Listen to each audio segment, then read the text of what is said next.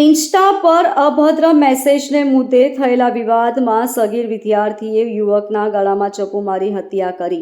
રાજ્યના ડીજી પીઠારા ગુનેગારી અસામાજિક તત્વો સામે કડક કાર્યવાહી કરવા તેમજ તેમની ઉપર લગામ લગાવવા અને કાયદો વ્યવસ્થા નહીં કથળે તે માટે તથા નાગરિકોને સુરક્ષા પૂરી પાડવાના ઉદ્દેશ સાથે ગત દિવસોમાં આ અભિયાન હેઠળ સેંકડો ગુનેગારી અસામાજિક તત્વો સામે કાર્યવાહી કરવામાં આવી હતી.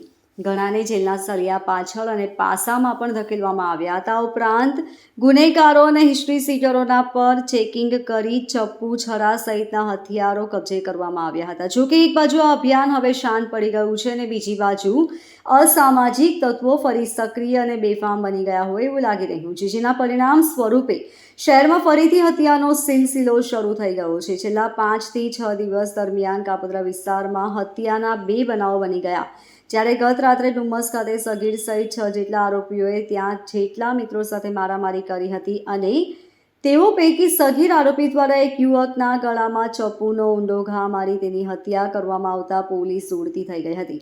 જ્યારે હત્યાના બનાવના પગલે મૃતકના પરિવાર સહિત સમાજના લોકોમાં ભારે આક્રોશ જોવા મળી રહ્યો છે.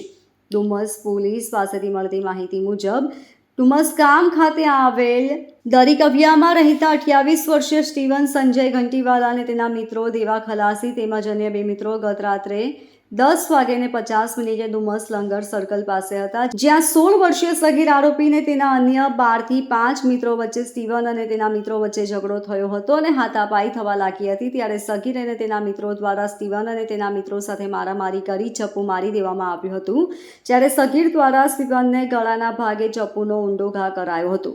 લંગર સર્કલ પર બનેલ હત્યાના બનાવને પગલે આસપાસના લોકો ત્યાં દોડી આવ્યા હતા અને ચપ્પુના વાર અને ઝઘડામાં ઘાયલ થયેલા યુવકોને સારવાર માટે હોસ્પિટલમાં ખસેડવામાં આવ્યા હતા, જ્યાં સ્ટીવનનું મોત નીપજ્યું હતું. હત્યાના બનાવના પગલે સમગ્ર વિસ્તારમાં ચકચાર મચી ગઈ હતી.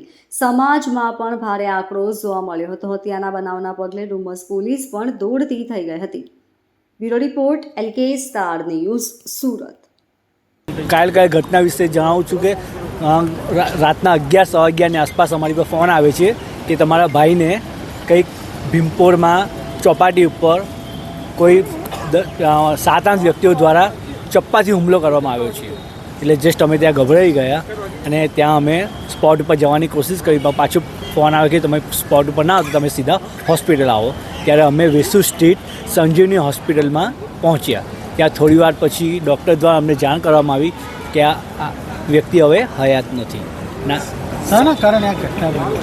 એ કારણ તો હજુ અમને પણ થોડો ખ્યાલ નથી, પણ એક ઘરમાં એક જ વ્યક્તિ હતો કમાવાવાળો, ને જસ્ટ હમણાં 1 વર્ષ પહેલાં એમના મેરેજ થયેલા હતા. કોણ છે સામેવાળા? એમના મિત્ર છે કે કોણ છે? અગાઉ કોઈ ઝઘડો થયો? ના, અગાઉ તો ખ્યાલ નથી, એવું કંઈ અમને કંઈ જાણમાં નથી, પણ જસ્ટ આ બધી વસ્તુમાં અમારા ભાઈ ખોયો છે. અમે મૃતકનું નામ શું છે ને કામ શું કરતા હતા?